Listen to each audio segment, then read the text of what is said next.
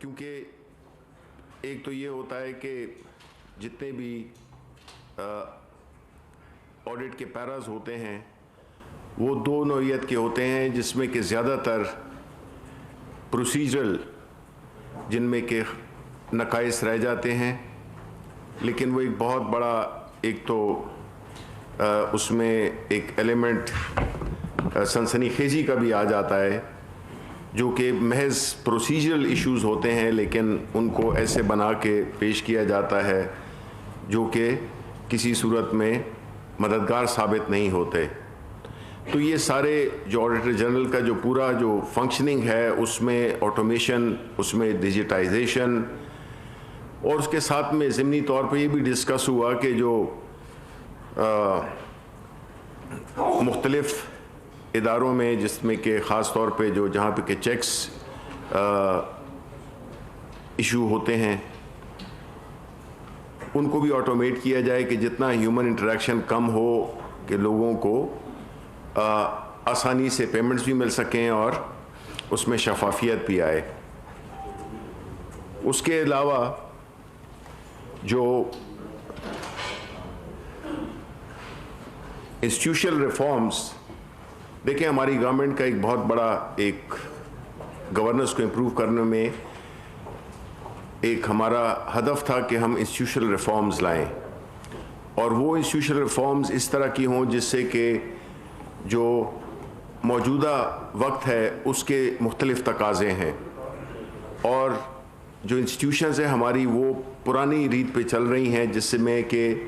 Efficiency भी compromise होती है, ट्रांसपेरेंसी भी कंप्रोमाइज़ होती है, और अकाउंटेबिलिटी भी कंप्रोमाइज़ होती है। तो इन चीज़ों को हासिल करने के लिए हमारी हुकूमत ने बहुत काम किए हैं। बदकिस्मती से वो अलग बात है कि हम उसको आवाम तक नहीं पहुंचा सके। तो इसी सिलसिले में ये भी फैसला हुआ कि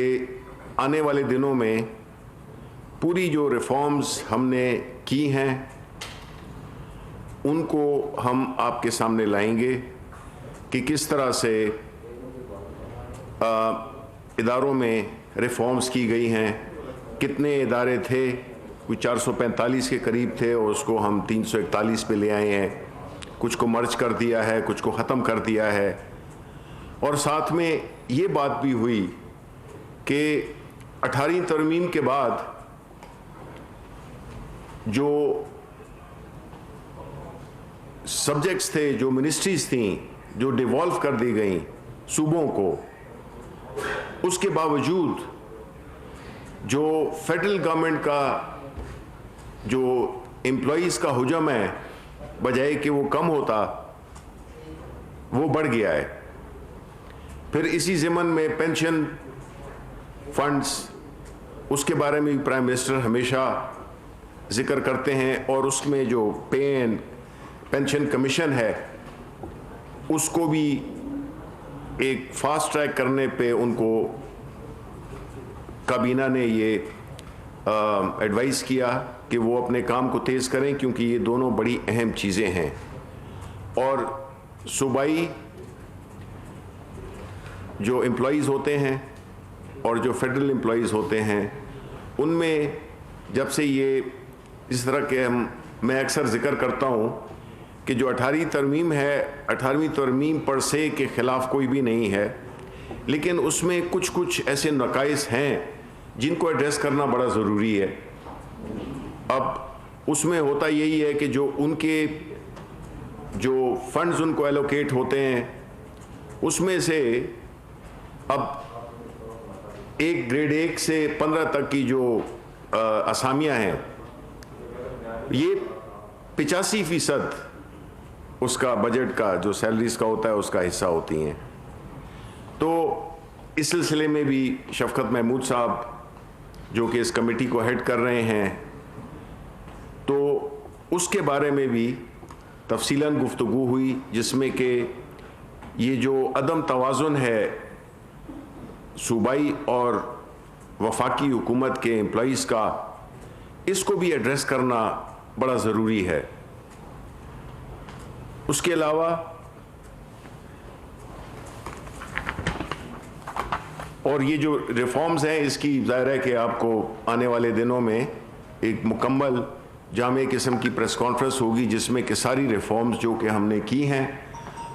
और जो मुकम्मल हो गई हैं उनकी तफसील भी और वो जो कि अभी होनी है उसकी तफसील भी आपके सामने पेश की जाएगी। उसके अलावा जो पेट्रोल की स्मगलिंग है वो एक बहुत ही अहम है, क्योंकि जो पेट्रोल की स्मगलिंग है उससे दो चीज़ें हो रही हैं। एक कि जो मायारी पेट्रोल है, क्योंकि जो और पेट्रोल जो कि ओवरसीज़ के थ्रू जो आता है उसका एक ख़ास क्वालिटी का मायार होता है, और जो स्मगल होके आता है उसका कोई क्वालिटी कंट्रोल होता ही नहीं है। तो न सिर्फ कि ये माहौलियात के कॉन्टेक्स्ट में या आपकी जो गाड़ियां हैं उनकी वेयर एंड टेयर में, बल्कि जो आपके ख़जाने को नुकसान पहुंचता है वो भी कोई तकरीबन कोई 180 अरब रुपए के लगभग है। तो ऐसी सूरत में जबकि हमें न सिर्फ के इसके जो सोशल नुकसानात हैं उसके अलावा जो नुकसान होता है गवर्नमेंट को वो भी बहुत अहम है। तो इसलिए उस पर जो कार्रवाइयाँ की गई हैं, जिसकी कि इत्तेफाकन जो कार्रवाई हुई है वो आज से शुरू हुई है, तो वो 192 पेट्रोल पंप्स जो हैं, ऐसे पेट्रोल पंप्स जो कि इस किस्म का तेल बेचते थे,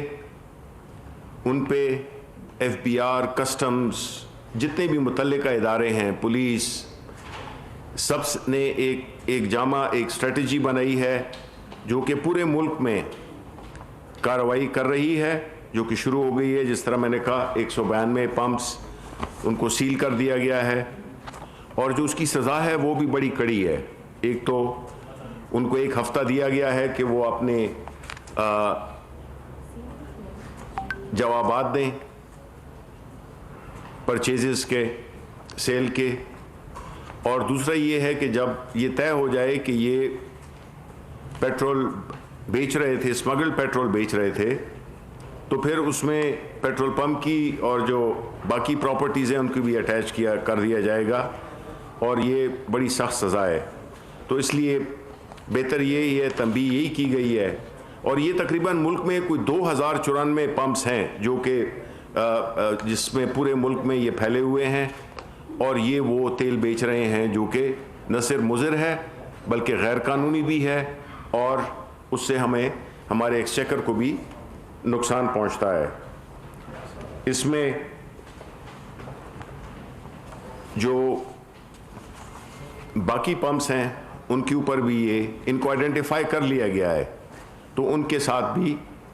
इसी किस्म की वो होगी, ट्रीटमेंट होगी। उसके बाद हमारे मिनिस्टर ऑफ प्लानिंग और इस्लामाबाद के MNA असद उमर साहब ने उसामा सत्ती का केस उठाया, जिसमें कि वज़ीर आज़म साहब ने अपनी सख्त उसका इजहार किया, खफगी का इजहार किया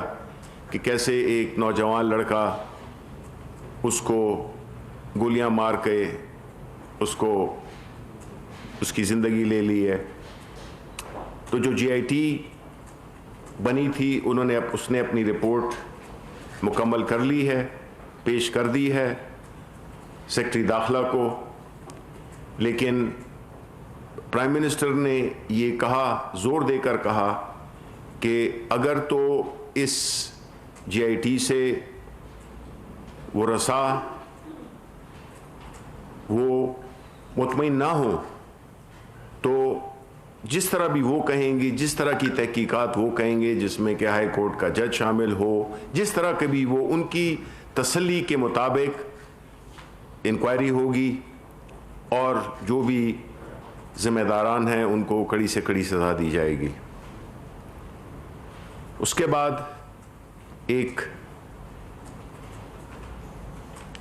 अहम टॉपिक जो कि हमारे अक्सर मुल्क में जिसकी बात होती है वो है जबरी गुमशुदगी के बारे में। इसके बारे में जो ह्यूमन राइट्स मिनिस्ट्री है डॉक्टर श्री मज़ारी के मातहत, उसमें लॉ मिनिस्ट्री को कहा गया है कि जो कानून उन्होंने पेश किया है उसको फास्ट ट्रैक किया जाए। उसके बाद एक और अहम चीज़ जो कि आपने देखा है कि पिछले दिनों से मीडिया की जीनत बना हुआ है, वह है ब्रॉडशीट। जो ब्रॉडशीट स्कैंडल है उसके बारे में, चूँकि ये एक ऐसा मसला है जो कि सन 2000 से शुरू हुआ था और फिर जब NRO दिया गया PMLN को और पाकिस्तान पीपल्स पार्टी को, तो उसके बाद इस पे एक किस्म के सरखाने में चला गया। ये वो इंक्वायरी थी जिसमें के 200 नाम दिए गए थे, आपको बखूबी मालूम है, जो कि इस मुल्क के असासे लेकर बाहर मुंतकिल किए हैं गैर कानूनी तौर पर। तो उनकी लिस्ट जो दी गई थी उसके बारे में जो सरमोरी का इजहार किया गया बाद में जब NRO दे दिए गए, तो उसके बारे में जो अभी मुख्तलिफ इंटरव्यूज़ सामने आए हैं मूसवी के, और जो इंग्लैंड में जो हाई कोर्ट का जो डिसीजन है उसको देखते हुए एक इंटर मिनिस्ट्रियल कमेटी बनाई गई है जो कि इस सारे केस को और इसके चीदा चीदा नुकात को तश्त-ए-ज़बाम करेगी और पहुँचाएगी कि किस तरह से इस मुल्क के, एक तो न सिर्फ ये कि उन लोगों ने जिन्होंने कि इस मुल्क के असासे लूटे, बल्कि जो पैसे दिए गए थे उस कंपनी को कि ये वो कार्रवाई करे, और उन्होंने काफ़ी अहम इंकशाफात शुरू भी कर दिए थे, जिसमें कि बाद में नवाज शरीफ साहब कि किसी बंदे ने, कहते तो हैं उनके कज़न ने, अप्रोच किया कि इस चीज़ को नेगोशिएट कर लिया जाए और उनका नाम निकाल लिया जाए, जिस पे उसने कहा कि we don't deal with the crooks. तो इसके बारे में भी जो कमेटी है वो अपनी इंशाल्लाह अनकरीब 2-4 रोज़ में इसके बारे में हम जो भी इंकशाफात करने हैं हम वो करेंगे, ताकि वो लोग जिन्होंने कि इस मुल्क के इदारों को मजाक बनाया, कौमी ख़जाने को नुकसान पहुंचाया और फिर मुल्क को एक ऐसी लिटिगेशन में, एक ऐसे मुकदमे में डाल दिया जिससे कि हमारी बड़ी हमें हजीमत उठाना पड़ी। उसके बाद जो फूड, यानी आपने देखा होगा कि जो शुगर और ख़ास तौर पे वीट का, उस सिलसिले में भी एक बड़ी प्राइम मिनिस्टर साहब ने एक इंस्ट्रक्शंस दी कि अगले 15 रोज़ में जो कानून है उन तजुर्बात की बुनियाद पे जो कि पिछली सालों में हासिल हुए,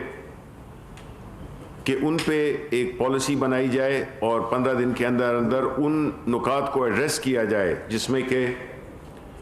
जिस तरह के हमने देखा कि सिंध हुकूमत ने गंदम की सप्लाई को रोककर मार्केट में जो डिस्टॉर्शन पैदा की, जिससे कि कीमतें भी बढ़ीं और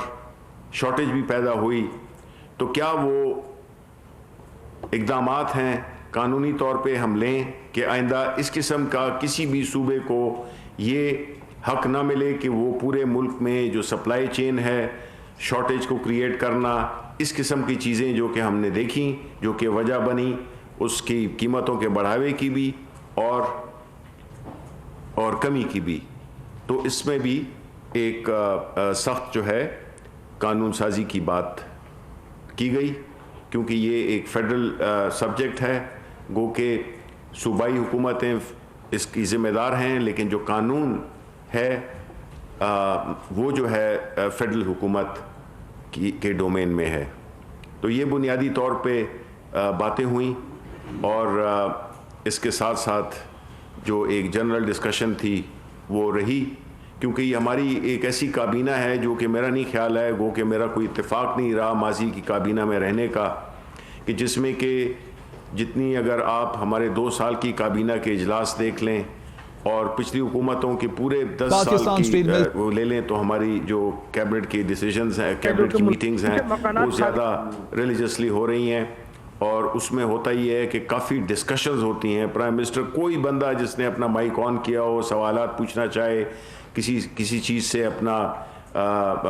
डिसएग्री करना चाहे या कोई सजेशन देना चाहे, प्राइम मिनिस्टर साहब उसको बड़े उससे खुले दिल से वो करते हैं और उसमें हकीकी मानों में एक कलेक्टिव विजडम भी आता है और एक कलेक्टिव रिस्पॉन्सिबिलिटी की एक बुनियादी जो शर्त होती है वो भी पूरी होती है। Thank you very much. Sir ये फरमाइएगा, आज की काबीना इजलास में पीडीएम के हवाले से कोई गुफ्तगू हुई, बिलखसूस सेनेट के इलेक्शन सर के हैं और हुकूमत अपने इत्तेहादियों के साथ क्या स्ट्रेटजाइज करने जा रही है, उसकी रिस्पॉन्सिबिलिटी भी उस 5 रुपये कमेटी को दी गई है जो पीडीएम की सारी तहरीक को काउंटर करेगी या उस पर डिफरेंट कमेटी बनेगी और उसके हवाले से गुफ्तगू हुई? Thank you. देखिए, पहली बात तो ये है कि पीडीएम तो हमारे लिए क्या बल्कि पूरे मुल्क के लिए किस्सा पारीना बन गया है। ये एक ऐसी तहरीक थी जो कि जिसकी बुनियाद ही बड़ी खोखली थी, क्योंकि अवाम हमेशा करप्शन के ख़िलाफ़ तहरीक में निकलते हैं, करप्शन को बचाने के लिए वो किसी का साथ नहीं देते, तो इस वजह से उस पर तो कोई बात हुई नहीं। लेकिन ये ज़रूर है कि जो सेनेट में जो हम सेनेट के इलेक्शंस के बारे में जो बिल इस वक्त अदालत में भी जो हमने गाइडेंस मांगी थी, उसमें बुनियादी हमारा मकसद यही है कि इलेक्शंस ट्रांसपेरेंट हों और जो पैसे का इस्तेमाल है वो ना हो, क्योंकि अगर अपर हाउस जो कि इस पार्लियामेंट का सबसे एक बालाई वो है हाउस है, उसका जो बुनियादी मकसद था वो यही था कि वो लोग इसमें आए जो कि एक ख़ास तजुर्बा रखते हैं, एक ख़ास लेवल ऑफ मैच्योरिटी है और किस तरह से वो, और ख़ास तौर पे वो लोग भी जो कि मेरा ख्याल है कि जो इलेक्शंस में किसी भी वजह से हिस्सा नहीं लेते, तो उनको एक मौका दिया जाए ताकि वो पॉलिसी साजी में, कानून साजी में अपना किरदार अदा करें। लेकिन होता यही आया है कि पैसे वाले लोग आ जाते हैं और जो हकीकी मानों में जिनको होना चाहिए वो आ नहीं सकते। तो इस चीज़ को रोकने के लिए हमारी पार्टी का हमेशा से ये मौक़िफ़ रहा है, ये अभी की बात नहीं है, हमेशा से मौक़िफ़ रहा है कि जो सेनेट के इलेक्शंस हों वो ट्रांसपेरेंट हों और वो जिसको कि हम आम लफ्ज़ों में शो ऑफ हैंड्स कहते हैं, लेकिन ज़ाहिर है कि उसमें मकसद यही है कि जो वोटर का जो वोट है उसका तयन हो सके कि उसने किसको दिया है। तो इस पे ज़ाहिर है कि हम आने वाले दिनों में इसको हम परसू भी करेंगे, देखें हमें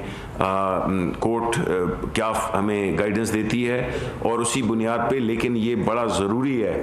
कि इसमें पूरी कौम को पता होना चाहिए कि इसमें मकसद क्या है हमारा और किन वजूहात की बुनियाद पे हम ये कानून साजी करना चाहते हैं। शकील साहब, एक टॉपिक आज शुरू में बात की ऑडिटर जनरल ऑफ पाकिस्तान की, उसमें मुख्तलिफ इदारे जो हैं वो आप सब शामिल कर रहे हैं। बाकी ये गवर्नमेंट जो है वहाँ पर ट्रांसपेरेंसी के ऊपर बहुत ज़्यादा फोकस कर रही है, लेकिन आज ट्रांसपेरेंसी इंटरनेशनल ने जो है वहाँ पर एक एतराज़ किया है और कहा है कि जो आप कोविड वैक्सीन जो वहाँ पर खरीदने जा रहे हैं, बिलियंस ऑफ डॉलर्स की आप खरीदारी परचेज करने जा रहे हैं, लेकिन वो पेपरा रूल्स से एग्जेम्प्ट कर दी गई है। क्या कहेंगे आप उस पर? क्या बाकी ऐसा हुआ है कि एग्जेम्पशन दी गई है और उसकी वजूहत? देखें, उसकी बुनियादी वजह एक तो ये है कि बिलियंस ऑफ डॉलर्स की परचेज़ नहीं है। ये तो जो हमारा जो बजट था और जो एलोकेशन हुई है वो कोई 120 से 150 मिलियन डॉलर की हुई है। दूसरी बात कि पेपरा रूल से क्यों मुस्तस्ना किया गया है, बिकॉज जो लैंग्वेज जिस बिल को लाया गया था इससे वो करना, उसमें काफ़ी कन्फ्यूजन क्रिएट होती थी, सब्जेक्टिव चीज़ें थी उसमें। मकसद ये था कि इसमें जितनी भी कानूनी फॉर्मेलिटीज़ आपको पूरी करनी पड़ती हैं, तो उससे एक तो बहुत ज़्यादा देर भी हो जाती है और दूसरी बात ये है कि ये एक इंटरनेशनल चीज़ है जिसमें कि हम मुख्तलिफ़ किस्म की दवाइयों की बात नहीं कर रहे। ये मुख्तलिफ डिपेंड करता है कि किस मुल्क से हम ख़रीद रहे हैं। तो उसमें जो पेपरा लॉज हैं वो हम उसकी जो हासिल करने में, क्योंकि इसका तो ताल्लुक सेहत से है, इसमें तो ये नहीं हो सकता कि आप महीने लगा दें, कितने इश्यूज़ खड़े कर दें, तो इसमें वक्त को बचाने के लिए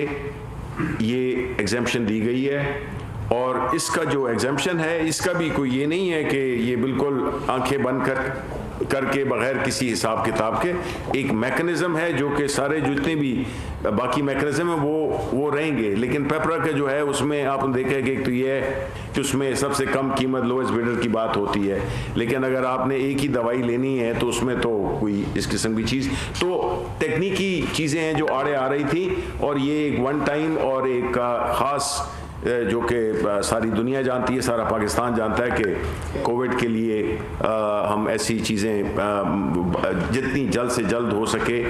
जो वैक्सीनेशन हम अवेलेबल कर सकते हैं पाकिस्तान के अवाम के लिए, और उसकी भी जो आपको पता है कि जो बने हुए हैं कि प्रायोरिटी किसकी होगी, जो कि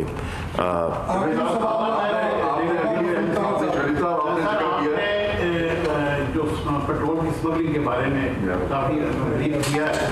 तो ये स्मगलिंग जो हो रही है वो ईरान से हो रही है। आप पेट्रोल पंप तो बंद कर रहे हैं, लेकिन जो उनको पेट्रोल पहुंचाने वाले हैं, स्मगलिंग कर रहे हैं, उनके बारे में क्या कंक्रीट स्टेप आप ले रहे हैं? देखें, ये अंडे और मुर्गी वाली बात है, तो उसमें यही होता है कि अगर आप सप्लाई साइड को चोक कर दें तो जाहिर है कि वो एक तरीका है, डिमांड खुद ब खुद ख़त्म हो जाएगी। दूसरा ये है कि डिमांड को ख़त्म कर दें तो सप्लाई इनफेक्टिव हो जाएगी। इसमें कोई शक नहीं है कि इस तरह के वो हैं, लेकिन मकसद असल क्या है कि एक चीज़ गैर कानूनी है और उसको रोकना वो हुकूमत की ज़िम्मेदारी है, तो इसलिए इसका जो दायरा कार है वो मज़ीद फैलेगा। लेकिन इस वक्त तो ये है तय कि जो इसमें मुलविस हैं उनको इजाज़त नहीं दी जाएगी और उनको बड़ी सज़ा है। खबर ये भी आ रही है कि ये पेंशन के बारे में आप कैबिनेट से आ रहे हैं, इसमें कोई ऐसी तजवीज़ आई है कि पेंशन में कोई कमी की जा रही है या कोई इस तरह? पेंशन में कमी? पेंशन नहीं जी, देखें, पेंशन में कमी की बात कभी भी नहीं होती। पेंशन का सिर्फ जो प्राइम मिनिस्टर साहब ने और हम यही समझते हैं कि पेंशन एक बहुत सीरियस इशू है, जिसमें कि